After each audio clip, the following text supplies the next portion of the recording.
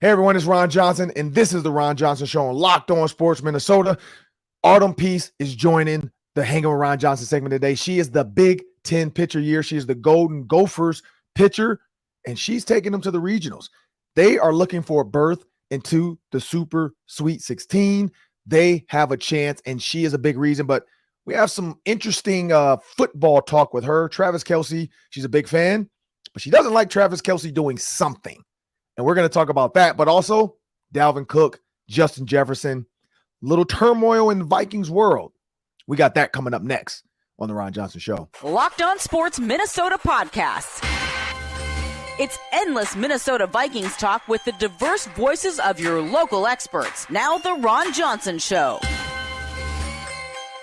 On the field, in the broadcast booth, Ron Johnson is Minnesota sports. He's played with them, hung out with them, and grown up with all the big names in Minnesota sports. They're hanging out with Ron Johnson. It's the Ron Johnson Show on the Locked On Sports Minnesota podcast. And it starts now.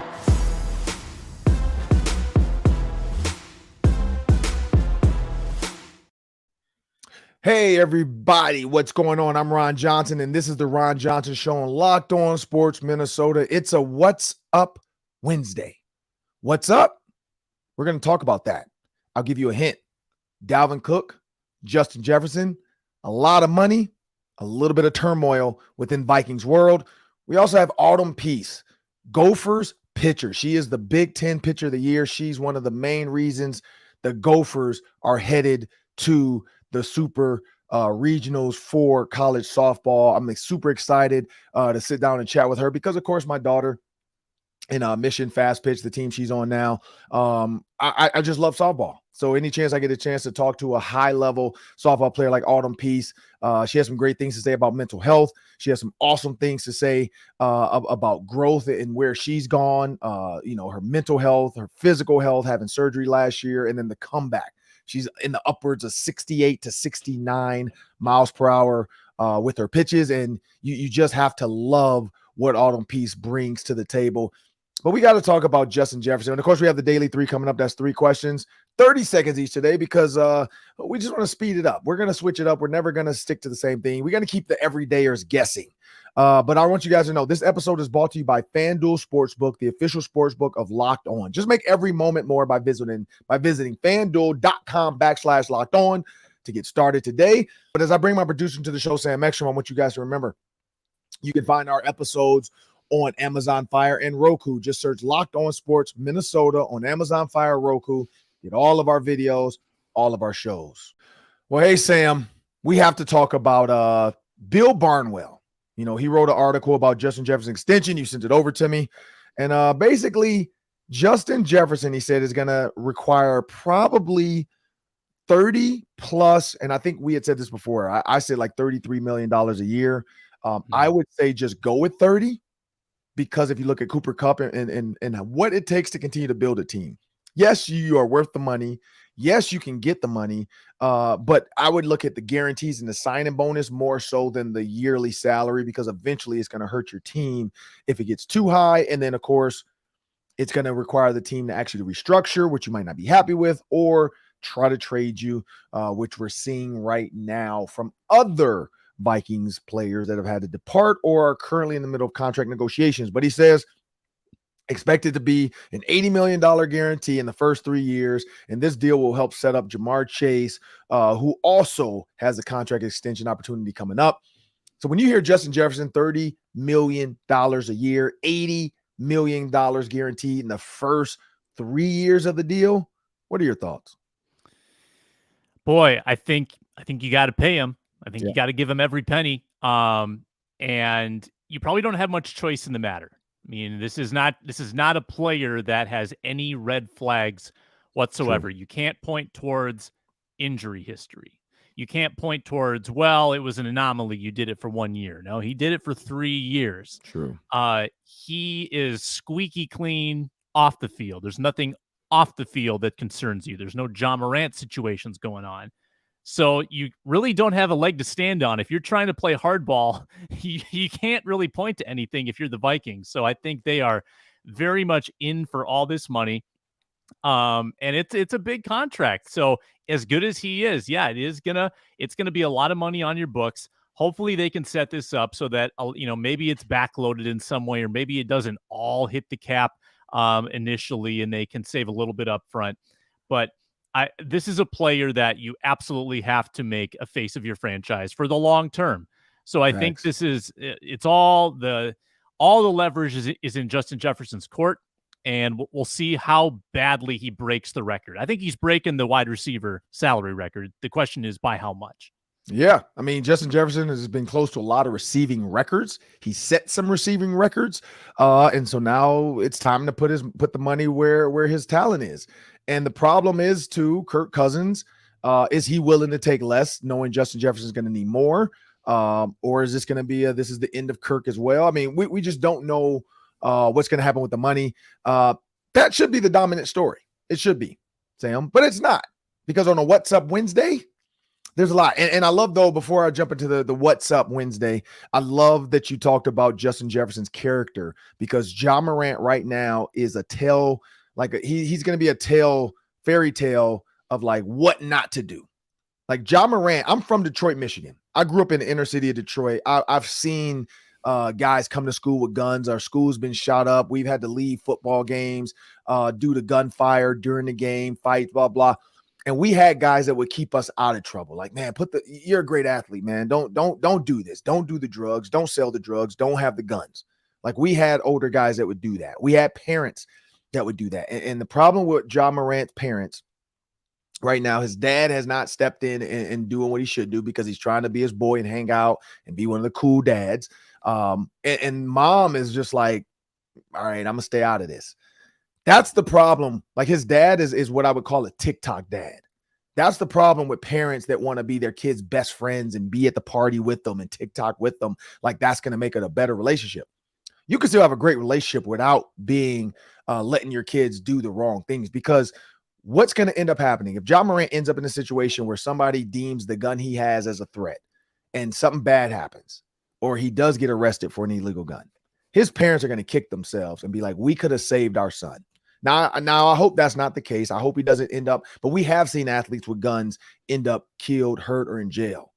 And Ja Morant is not being a role model, because people are like, oh, it's not illegal to have a gun. It's not. But it's not cool to like drive and do videos like holding up your gun like you're like, you can say whatever you want about what he's doing, but we know what he's trying to portray. He's trying to portray that he's this gangster, this tough guy. You're not that. And so I'm glad Justin Jefferson has never gone that route. I'm glad Justin Jefferson's not an Instagram Live person. He's a real cool, quiet, mild-mannered kid, and he deserves the money, because I know for the Vikings, when you give a guy that much money, you worry about what happens after the fact. And I don't think Justin Jefferson is a risk at all. And so, yeah, $80 million. But that's not the story. On a What's Up Wednesday, Sam, what's up is the Vikings have changed their Twitter banner. Their Twitter banner at one point had Dalvin Cook on the far left with the other stars on the team. Today, I don't know when, last night or whatever, because everybody's talking about it. And again, I don't remember the original banner. That's the problem. I don't remember. I don't know if there's a way to go back and find the original banner, if people have posted the original banner of the Vikings Twitter. But Dalvin Cook is no longer on the banner. Now, the social media team and all they have nothing to do with contracts or whatever. But the fact that the Vikings have come out saying Dalvin Cook's going to need to restructure, we are talking about that, so on and so forth, they probably are feeling the writing on the wall like, well, let's just put Alexander Mattison up here for now, because we don't really know what's going to happen with Dalvin Cook. Now, normally when it comes to social media drama, it's the player.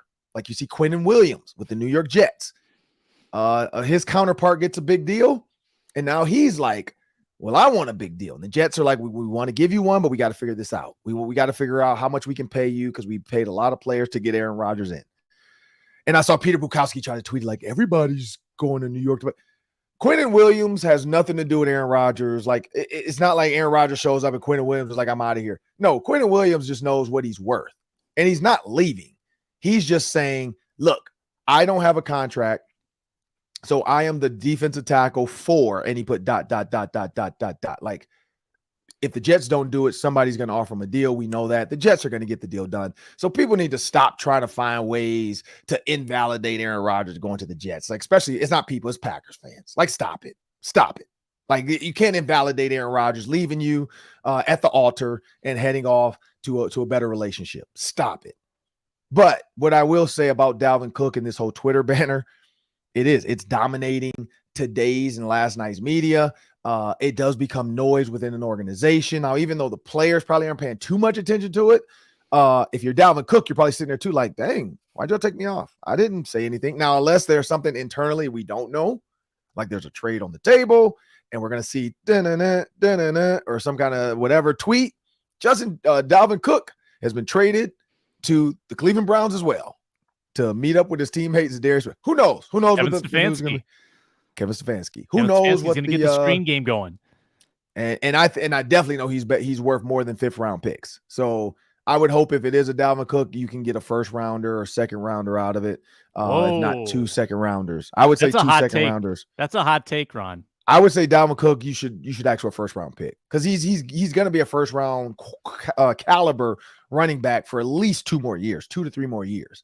Because we do know running backs, as they get older, take more hits, they go into decline. But Dalvin Cook, for at least 2 or 3 more years, he's the equivalent of you getting a 1st round pick.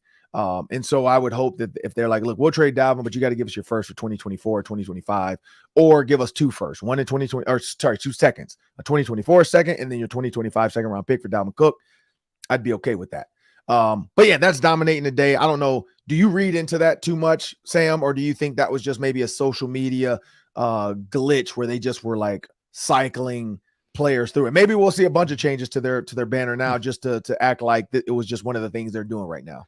Yeah, well, I'm looking at the current banner. So they've got Cousins on the banner. So it seems like Cousins is good. He's going to be here. TJ Hawkinson and Justin Jefferson. I think that it is actually something. Like, I think that there's a lot being unsaid right now about the Dalvin Cook situation. Mm-hmm. And I know a lot of people have circled June 1st as a date where that contract can be cut and save even more money against the salary cap. And maybe we're just waiting for that June 1st date to get here. But I tend to think that whatever's going to happen has maybe kind of already been predetermined, that right. Dalvin Cook is not going to be in this building. He hasn't been at off-season activities.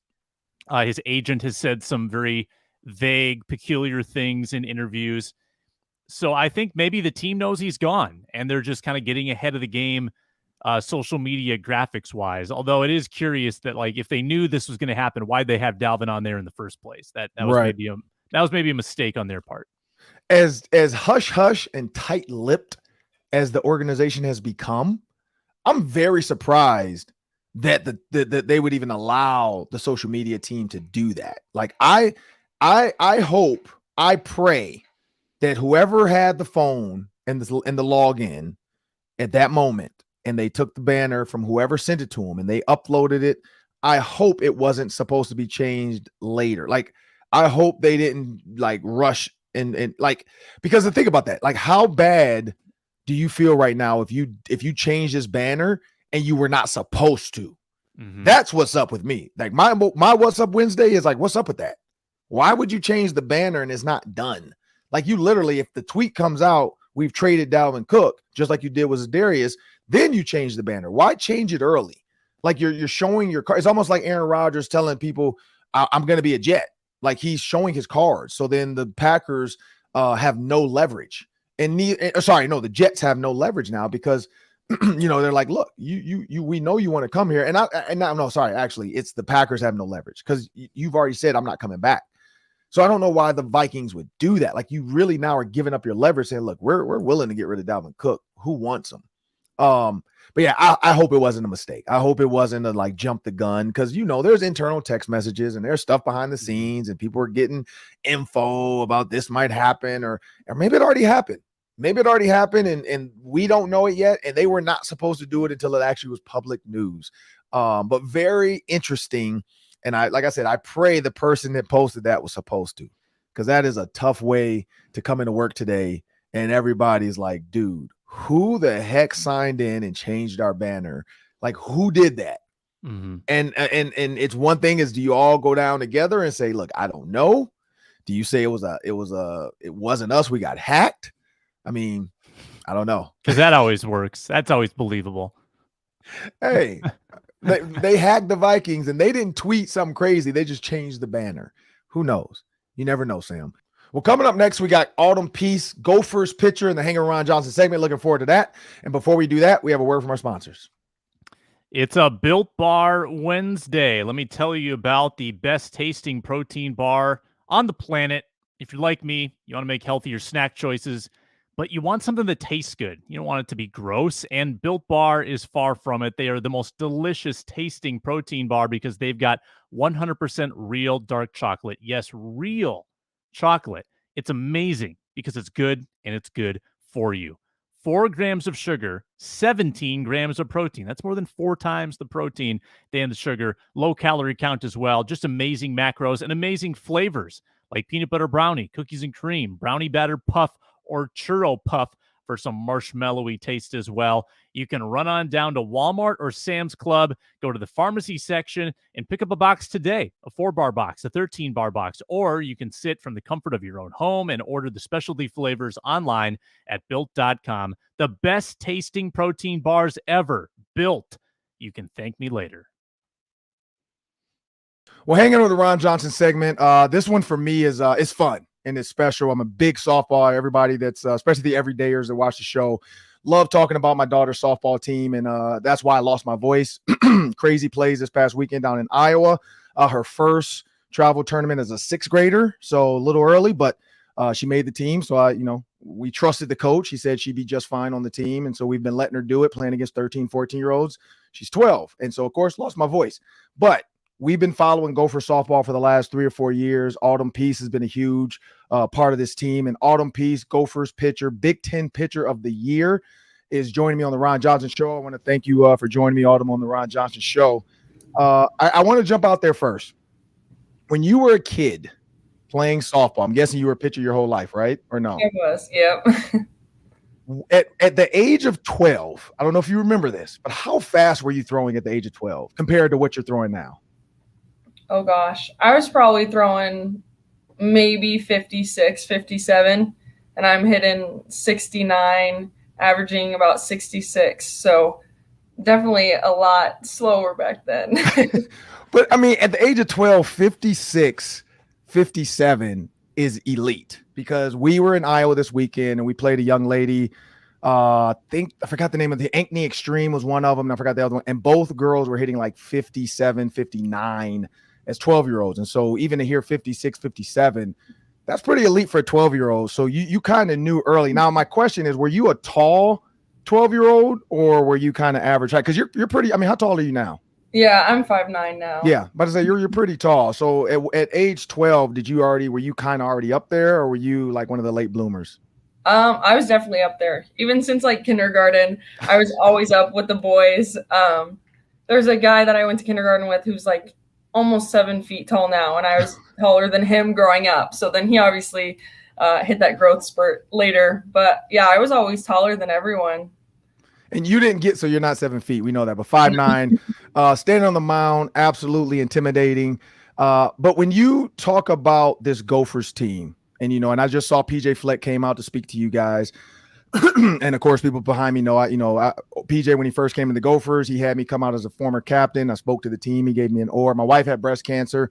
You can't see it. Probably in the full screen cam, but we have a pink oar over here as well that PJ gave her for breast cancer, just to, help her through her chemo and all that stuff, which was a huge help. And PJ is very wordsy, I guess I'd say. And so I saw he spoke to you guys and talked about, consequences and choices. But what was something that PJ said that's going to stick with you through this, NCAA tournament?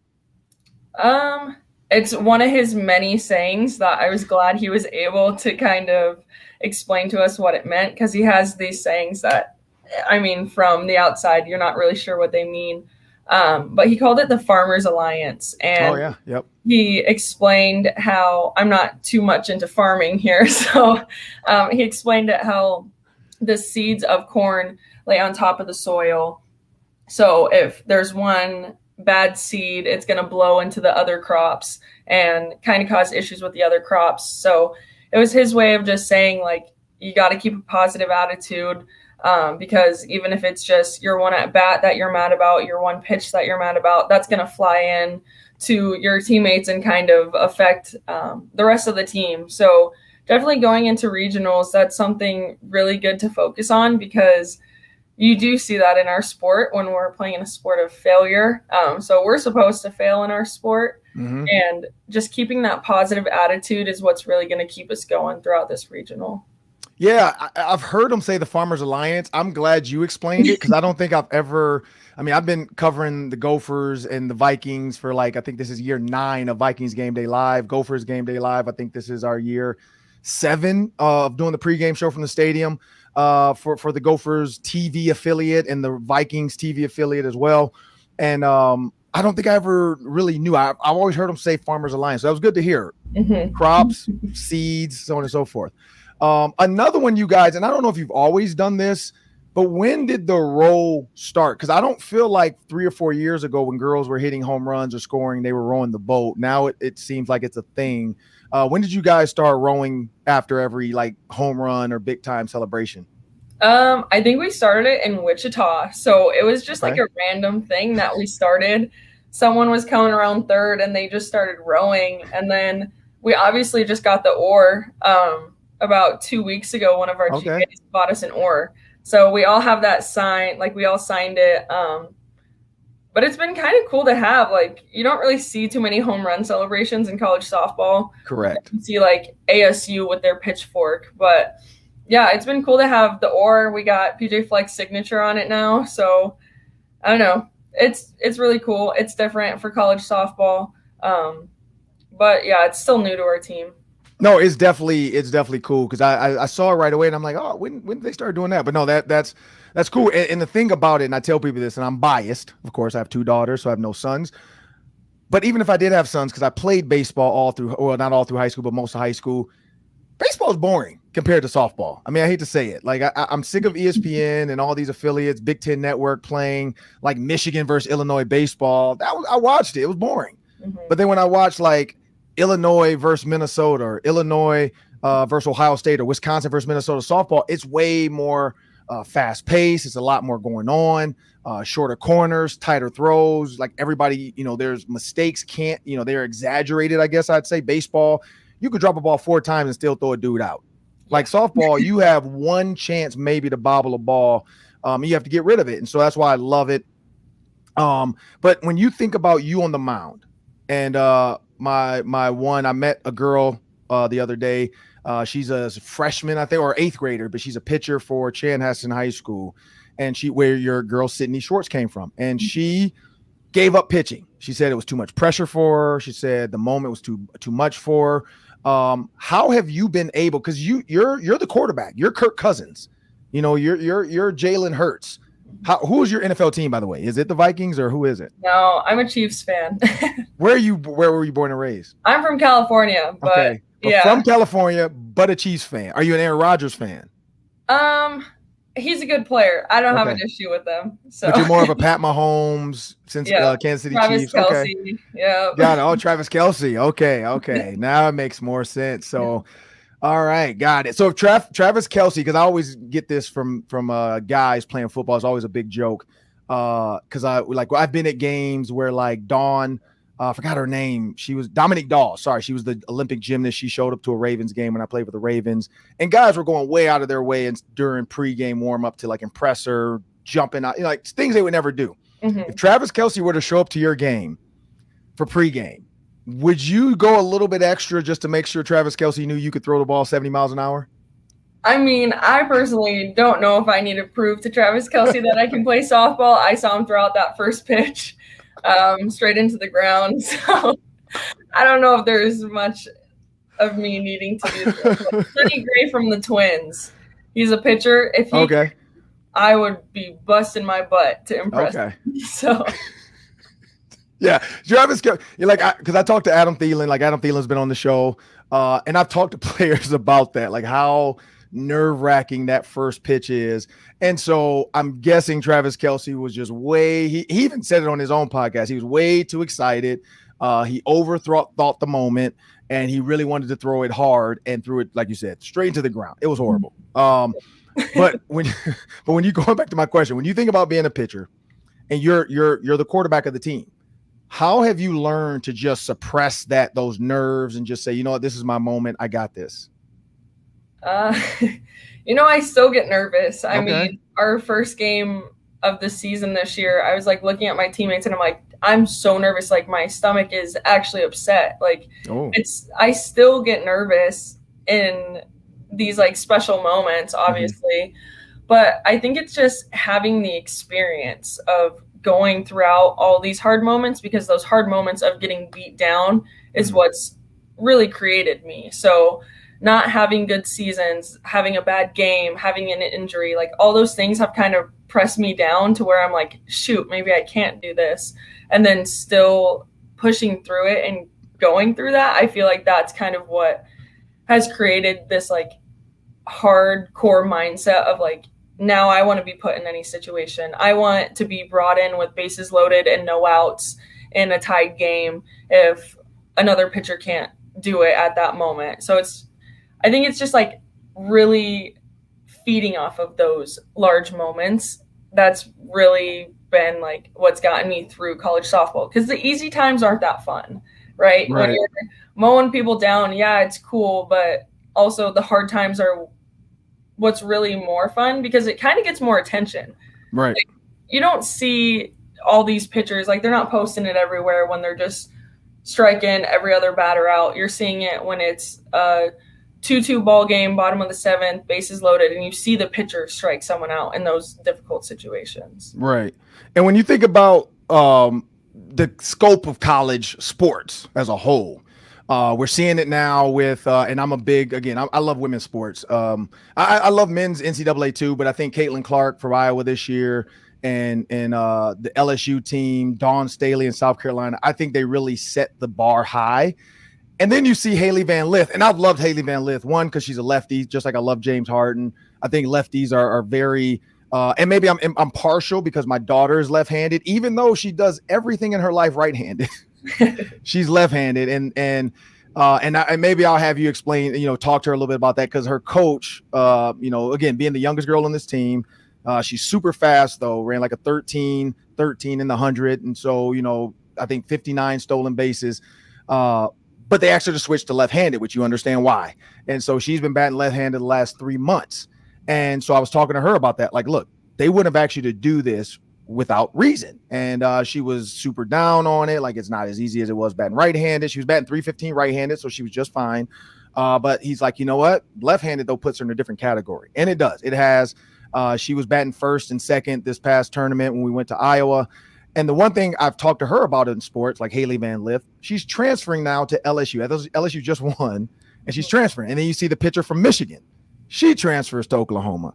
And you're going to be done, so you're not in this conversation anymore. Do you feel like, though, that women's college softball, because now basketball is doing it, NIL is out there, do you think more teams are going to become super teams because of the ability to transfer without issue due to how the scope of the NCAA is right now?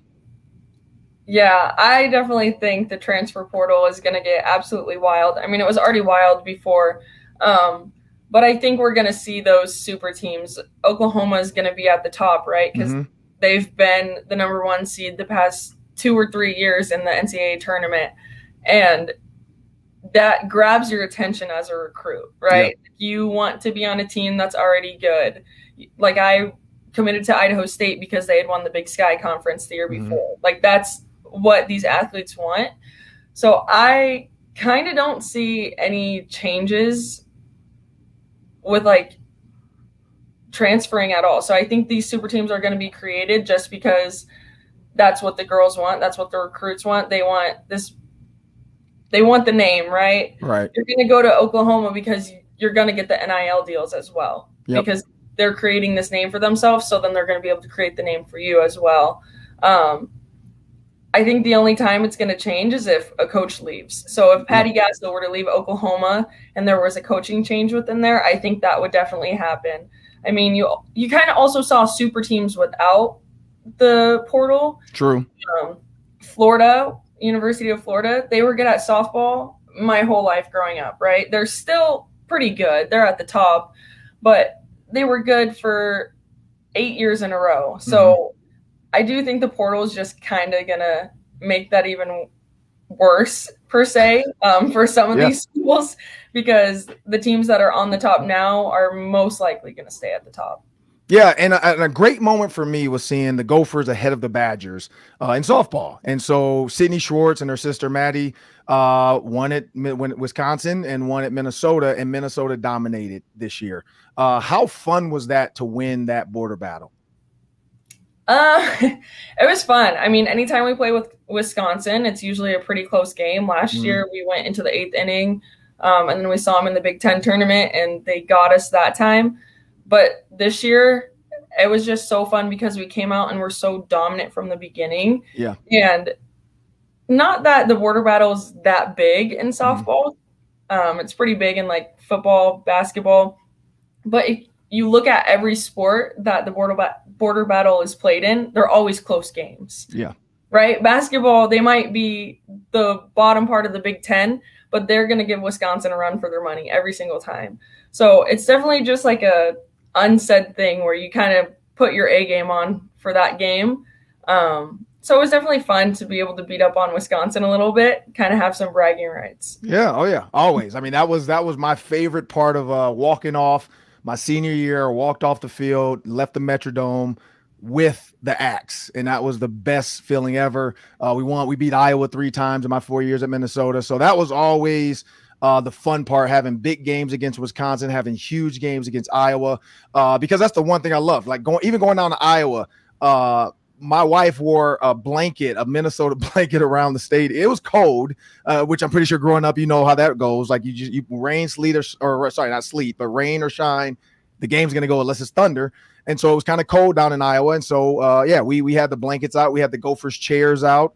So that was the best part of winning that tournament, was that Iowa fans had to watch a Minnesota team leave their complex with the rings and the banner and all the Iowa teams we played. Only one beat us, but they didn't beat us in the bracket play. They beat us in pool play, but our girls were able to bounce back. And some of the craziest 12-year-old plays I've ever seen it was high-level, A-level open softball. And I'm pretty sure you've seen it growing up. But I had never seen my daughter play the way they played, like some of her outfield catches at shortstop, some of the plays. I mean, I screamed, throw it to second, 2 outs. She went in the hole, got it. All she had to do was tag second. She would have beat the girl by a mile. And she whipped it across to first and still got the girl. And the ump looks at me like, just trust her. And I'm like, you know what? You're right. And that's why I lost my voice. Usually doesn't sound this raspy, but that's why I lost my voice, because I'm literally screaming, just run this tag second, get out the inning. And she like sidearm throws it. And thank God our first baseman is 5'10". Right. Yeah. 5'10" and 12. And she made a great catch and stretched, got the girl out. We got out the inning. We ended up winning that game. And then that helped us go to the next game. We beat the number 2 seed because we weren't the top seed, but it doesn't matter, and that's going into looking at the top seed. Like when you look at you guys as a seeding right now, Washington is the top in your 4. You got Northern Colorado, McNeese, and then Minnesota. And then also, if you guys get out of that, you got LSU, who's a 10, and then you got Omaha, the Raging Cajuns, and Prairie View. When you look at that, Sis Bates, Washington, softball has always been kind of like lately has been really good. When you think, and then LSU, same thing, has been really good. When you think about what Autumn Pease has to do, because again, the team is going to rally around you. You are the Big Ten pitcher of the year. What is your thought process heading into this tournament? So yeah, we just got McNeese up first, obviously, and then we got whoever wins the Washington game. Washington's obviously the favored one there. Yep. But Washington's a big name. We're a big name, so it doesn't really matter. When it comes to postseason, everyone plays their best. Right. We saw that in the Big Ten tournament with Ohio State kind of giving us a run for our money. So, everyone just plays their best during postseason. It doesn't really matter who you have ahead of you. Same with LSU. We can't look too far ahead into a super regional. We kind of just got to look at our one game at a time, one pitch at a time, one at-bat at a time. And that's what we've been doing as of more recently, and that's been helping us a lot more. So we don't really think too far ahead in our sport because it's obviously going to kind of get us to lose like our track of thought. So, when I go back to 2001, and of course you were born in 2000. Mm-hmm. Yeah. So, you were 1 year old when this happened, but, I had a chance to, be named one of the top offensive players in the Big Ten. You were the number one pitcher in the Big Ten pitcher of the year. When you started the season, one, did you know or have an inkling like, I have a chance to be the best? But then two, when you got the word that you were named Big Ten pitcher of the year, like what was that moment like? I mean, I didn't know from the beginning of the season, coming off of last season with my injury and just not doing very well. But once people started talking about it, I was like, yeah, you know what? Like, I should be pitcher of the year. I have been doing good. I've been having these shutouts, right? So it was kind of just like, in my mind, I was like, I am the pitcher of the year, and I'm pitching like the pitcher of the year, so I do deserve it. Yeah. I even went on an interview with BTN, and the guy interviewing me was like, oh, so you're a front runner for Big Ten pitcher of the year. Like, how does it feel? And I'm like, when you sit back and look at it, you get to be with these great names like Amber Pfizer, who I obviously played with, who was also a Big Ten pitcher of the year. And it's just kind of cool, like, in that moment to be like, you know what, people are going to be talking about me when I'm done. Yeah. Which I never thought was going to happen. So it's just kind of cool to like have that on me. Obviously it's not really going to matter once I'm done with softball, but it's cool in the moment to just know that all of my hard work that I've put in after my injury of thinking I wasn't going to be able to actually like play a full season. It's just been awesome. Just like kind of, I made myself proud. And I'm sure your daughter's going to feel this way one day where like it's kind of cool when you accomplish something that like your dad or your parents wanted you to do. Yeah. Right? Like, sure, I got a scholarship to play softball at a D1 school, but on top of that, I'm going to be a professional softball player. And I was named the best pitcher in the Big Ten. So it's just like a really full circle moment of just being so proud of my career. Yeah. And so are you doing the Athletes Unlimited? Is that where you're heading? I'm going to the Women's Professional Fast Pitch League down in Austin, Texas. So I'll be on Texas Smoke. Got it. Congratulations on that. And then do you start as soon as the season's over, or how does that work out? Our first games are June 15th. So pretty soon after season. It's like no break. You're just from college right to the good thing though is you don't have to get into playing shape because you're there. You're already really throwing it. And so when you look at yourself as a pitcher and as a batter, you and this batter one-on-one, who are some batters that you've like faced this year that you're like, man, I really have to put this ball away from her or it's going to be a bad shot? I mean, more recently, Indiana, pretty much their whole team, they led the Big Ten in almost every offensive category. Yeah. And they showed in the Big Ten tournament that they can even hit the good stuff, right? They hit 2 home runs off me, and they weren't pitches down the middle. They were where they were supposed to be. So kind of going into that game, they had Taryn Kern, who's a freshman, who's doing phenomenal, almost leads the nation in home runs. She's one of those girls where it's like, okay, if I do something wrong, she's going to take advantage of it. And that's what we're supposed to do in our sport, is take advantage of the other person's failures. So yeah, Indiana, they're a tough team to pitch to. And even teams that aren't known to hit home runs, just teams that come out and swing as hard as they can. It's so intimidating as a pitcher. Like, you kind of take a step back and you're like, oh shoot, they're going to hit me. Like, no matter what, they're going to hit me because they're swinging at every single pitch. There's been plenty of those in my career, plenty in the Big Ten as well. And when you look at, I love this. I loved watching her play, but Jocelyn Alo, when you think about her at the plate, because maybe at some point professionally you're going to have to face her. When you think because she's not on your team, right? She's not on Texas. No. Okay. Nope. So when you look at Jocelyn Alo, when you think about how great of a hitter she was and still is, As a pitcher, what would you have done facing it? Like, how do you throw away from her? Because I feel like her reach, her power, like she could take a pitch anywhere and put it out the park. So how do you deal with batters like that? Well, we faced her last year. Okay. So yeah, what we did with her was we just. And were you on the mound or was it somebody else? Yeah, I was pitching. Okay. So we intentionally walked her. Okay. And at that moment in time, the game was close, right? So It was kind of the strategy to keep the game close because obviously there were runners on base, and with her up, she hits the ball. Like, she doesn't do anything but hit the ball. So we intentionally walked her. There's not too many girls like that in my career that we've done. There's been a girl from ASU who, depending on the situation, we either pitched to her or we didn't. But it really just depends on the situation. And Jocelyn Allo, we wanted to keep it away from her because she could touch anything. And she proved that she could touch anything. So we stayed as far away from her touching the ball as possible and just put her on first base. And last one before we get out of here, I usually like to let the guests kind of either give a letter to themselves, put in a time capsule. You've seen Back to the Future, right? You're not that young. I've never watched them. No. Whoa. You have to, if you're bored on a flight, you have to like at least maybe watch a little bit of it on Netflix or something. Just check out Back to the Future. I don't know. It might be too boring for you guys. I don't know what you kids watch these days. Like, I don't know what kind of movies you watch. Like if it's Keanu Reeves and, I have no idea. I have no idea what you guys watch, but Back to the Future is a great movie, but I know Michael J. Fox went back into the past. I hate the way future is not the future, it's the past. He was able to give himself tips or stuff or to help himself or save somebody's life.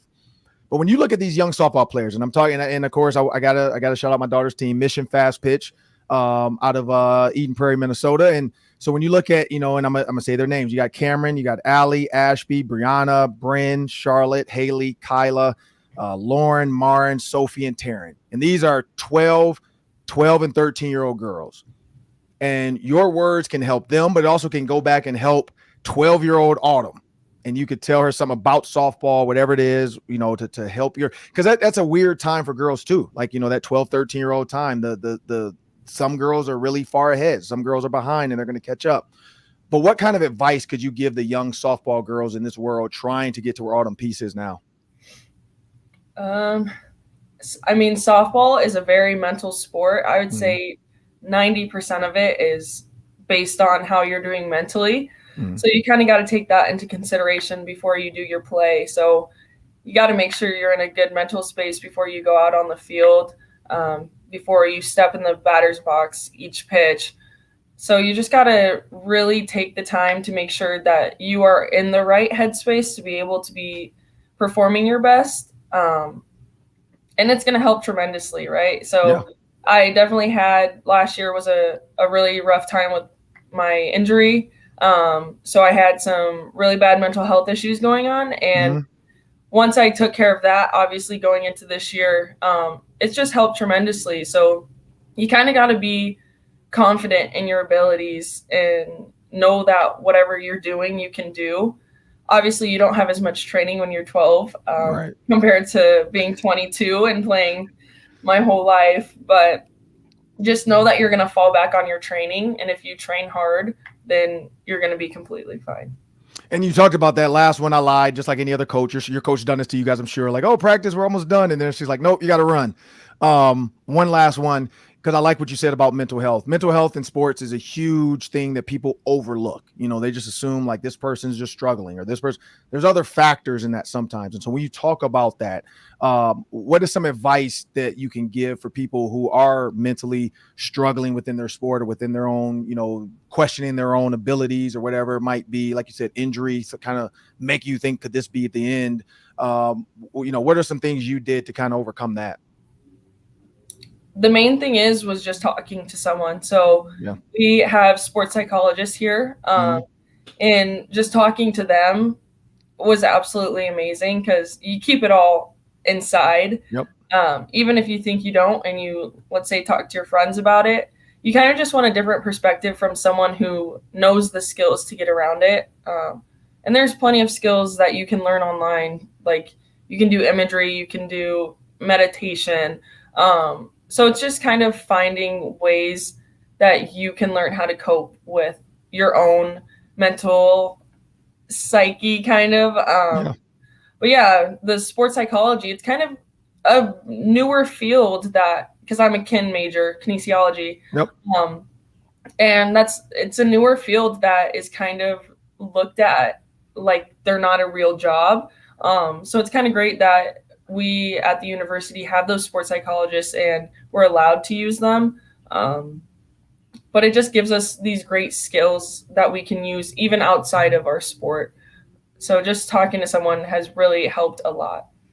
Well, man, I could talk to Autumn Pease for hours, but I know she's got to get to class or study or do something, or just go get a glass of water, because we edited out people, but she had a little I don't know if a fly flew into her like room or her throat or something. I have no idea what happened, but I definitely enjoyed talking to you, Autumn. We'll be cheering you on, of course, on Friday. You guys face McNeese.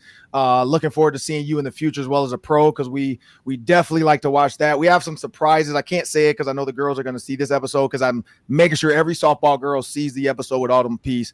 But we have a lot of surprises for our girls coming up in the next year or two, around whether it's visiting pro softball, whatever it is, but we have some surprises for them because we are excited about the sport and the girls love it. But going to the Gophers game, I know that was the one thing that, when they saw you pitch, they were like, oh my goodness, she throws the ball hard. And we told them, we're like, you're 12 though. Like, just give it 10 years and you'll be able to figure those type of pitches out. But no, you're definitely one of the best pitchers I've seen. I've appreciated everything you've done for University of Minnesota as an alumni. Love supporting you guys. And so, go Gophers, roll the boat, Sky Uma, and I hope you guys get a bunch of home runs coming up on Friday, right? Yep. Friday. So good luck and have a safe trip out there to Seattle. But thank you for joining me on the Ron Johnson Show. Thank you so much for having me. Well, up next, we got the Daily 3. That's 3 questions. We're going to go, 30 seconds each, because we went a little long with Autumn. But myself and Sam are going to do that coming up next. Man, Sam, I love the mental health conversation with Autumn Pease. I think that's always important, especially for young athletes. I know the Gophers and football as well, they're a big part of that. That's just a Gopher sports thing. As of late, everybody's been paying attention to mental health, so I really love that. But I want you guys to remember, SiriusXM, partner of Locked On Sports, and the Twins, they will try to win their series with the Dodgers this afternoon at 2 p.m. You can catch every pitch of the Twins' hometown broadcast with SiriusXM on the SXM app. Just search Twins. Well, it's time for the Daily 3. That's 3 questions. We're going to go 30 seconds each. Take it away, Sam. All right, let's fly through this. The San Antonio Spurs won the Victor Wembanyama sweepstakes last night. 74-year-old Greg Popovich now has the unicorn. Victor Wembanyama. Is Greg Popovich, is he going to hang around? Is he going to turn Victor into a star for the Spurs, who've had Tim Duncan and David Robinson and Manu Ginobili, Tony Parker, all those guys? Yes. Pop is a genius. I think Pop's just waiting for a predecessor that he feels like. I honestly believe that forgot her name too, the woman that went to the Aces. Becky Hammond. Becky Hammond. I feel like he thought she might have been his predecessor and been able to be a head coach, but I think he's just waiting for somebody. But yes, his system works, and you just need stars. And he has a past with international players with Ginobili and Tony Parker. So Victor Wembanyama is going to be the next great Spur. Now, I don't know how great, but I know this kid is a unicorn at 7'2", can shoot threes. Pop's going to make him great. What you got next? Love when the Vikings sign a Gopher. And yesterday they signed offensive lineman Sam Schluter after his rookie camp performance. Do you think that Schluter can find a place on the Vikings roster? I will say this. Gophers linemen in the past have done very well as far as just sticking around on teams and being in the NFL.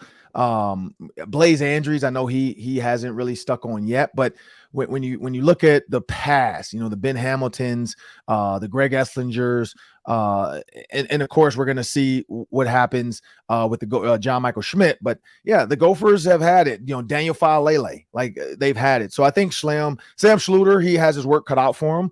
But in an O-line where a guy like that can play tackle or guard, I think that was another reason why the Vikings signed him. He's going to be a swing type of guy, and we'll see if he makes the team. I mean, he's on the 90-man roster now, but he'll be a good swing player, possibly they can fill in at guard or tackle. But yeah, I like the signing. What you got next? Yeah. CBS Sports is about to reveal their top 25 college football coaches. Now, they previously revealed sort of their honorable mentions, the coaches that didn't make the list, like 70 through 26. PJ Fleck was not on that list, which means that he is in the top 25. So within the top 25, which is yet to be revealed, where do you think PJ Fleck ranks college football's best coaches? Number one. He's number one. No, I definitely think he's. I personally think he's top 15. My guess is they're going to put him like 21, because usually when it comes to coaches, the top 25 teams in the country reflect the top 25 coaches, and the Gophers are in that 20 to 25 range as a team. When I think the early, like after week 1 or 2, predictions come out, especially depending on how the Gophers handled Nebraska. But I'd say PJ Fleck should be in the top 20 for sure. So my guess is 18. Like PJ Fleck's going to be like 17 or 18, but we'll see when that comes out. I don't know. What are your thoughts quick before we get out of here? Yeah, I would say right in that range. I think you nailed it, Ron. I think that there are just some big name schools, big name coaches that are going to dominate the top 15 spots on that list. And then the final 10 are going to be kind of battled for with those kind of middle tier programs, like the Gophers. So where did Deion Sanders fall? Was he on that list of 70 to 26? Yeah, I noticed that. He's actually number 55 on the list. So he's not even a top 50 coach yet. Hasn't proven anything. That's what I was going to say. I was hoping they didn't go for it, because he has gotten, like, he just got another 5-star top recruit receiver DB that committed 6'1", 175 pounds on his Instagram live. So I hoped that they had not given him the crown yet as like a top 10 coach until after he's played some Power 5 games with Colorado. So I'd be interested to see though. But I do have a opinion I have a feeling if he goes like 8 or 9 wins, he'll jump in the top 25 next year, because nobody expects him to get 8 or 9 wins with where Colorado was. But no, PJ Fleck, 17 or 18. I definitely think that. But of course, Nick Saban, he's going to probably be in the top 3, and then Kirby Smart's going to be in the top 3. I'm just, I'm not sure who else the third best coach, and so that'll be interesting to see that list as well. But on a What's Up Wednesday, Sam, we figured what's up. What's up with Dalvin Cook in this Twitter banner of the Vikings? We'll only time will tell. I'm Ron Johnson. That's Sam Ekstrom. I want to thank you guys for continuing to like, share, download. Remember, you can get us on any podcast platform. That's YouTube. You can see our videos, Spotify, iTunes, iHeartMedia app. Wherever you get your your podcast, just search Locked On Sports Minnesota. Hit the subscribe and follow button, and then you can have all of our shows every time we upload them. But again, I'm Ron Johnson. That's Sam Ekstrom. I want to thank you guys and have a beautiful Wednesday. Take care.